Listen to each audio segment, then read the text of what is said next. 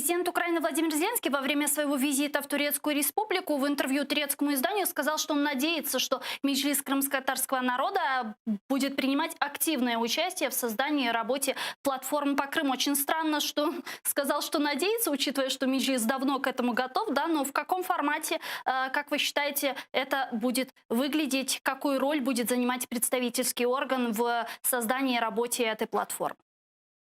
Да, действительно, я с вами согласен, что глава государства, которое воюет и которое потеряла территорию автономной республики Крым и Севастополь, которая является родиной коренного крымско-татарского народа, говорит о том, что представительный орган надеется, что будет принимать участие. Однозначно, мы с первых дней оккупации вели активную работу, мы ее продолжаем вести. Я, в частности, представлял и в экспертной группе принимал участие при РНБО еще в 2015 году, когда разрабатывали стратегию по деоккупации Крыма и реинтеграции Крыма.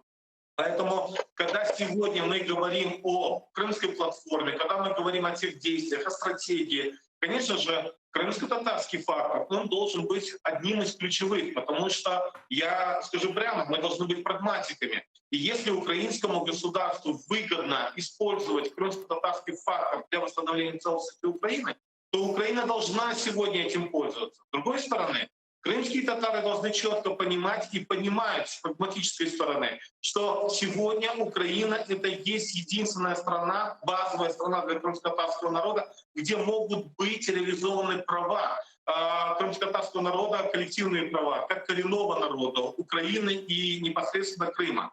И поэтому здесь как раз-таки фактор крымско-татарского он очень важен. И мы прекрасно все понимаем, что когда шла речь о самоопределении, о праве на самоопределение, о риторике российских дипломатов о том, что якобы присоединение Крыма — это воля некого крымского народа, которого не существует в природе, то здесь как раз-таки крымско-татарский фактор — это четкий фактор в соответствии с международным правом, когда Украина может говорить, что позиция коренного народа была однозначна. Они определились с тем, что их будущее, их развитие, их территория может быть непосредственно только в украинском государстве, в демократическом правовом украинском государстве. Вот поэтому здесь Украина могла и должна делать все, чтобы этот фактор удерживать.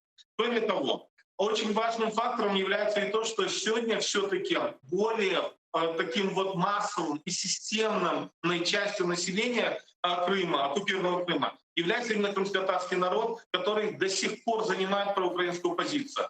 И поэтому тут очень важно действие государства в принятии закона о коренных народах, изменения в Конституцию, потому что еще в 90-х годах была заложена мина замедленного действия, когда автономная республика Крым стала именно по территориальному признаку, по административно-территориальному признаку. И это как раз была заложена мина замедленного действия и предпосылки для таких, как ЛНР, ДНР, всякая Бессарабская республика и так далее. Поэтому Украина должна внутри, в политическом правовом поле, вернее, в правовом поле урегулировать этот вопрос даже на уровне главного закона, Конституции Украины. Поэтому, кстати, я вот слышал выступление пана Романа, с которым мы еще в 2001 году коммуницировали, когда он был руководителем штаба нашей Украины. Здесь я хочу поправить. Мы не должны говорить о национально-культурной автономии, потому что мы подменяем понятие. Мы должны говорить о национально-территориальной автономии в составе Украины, как именно унитарной Украины, потому что именно право на самоопределение и специфика Крыма, в котором зародились коренные народы, крымские татары, коренные крымчаки, и только этот регион может иметь статус автономии. И автономия не культурная, автономия не территориальная, а именно национально-территориальная с учетом того, что там могут взаимодействовать и работать представительные органы.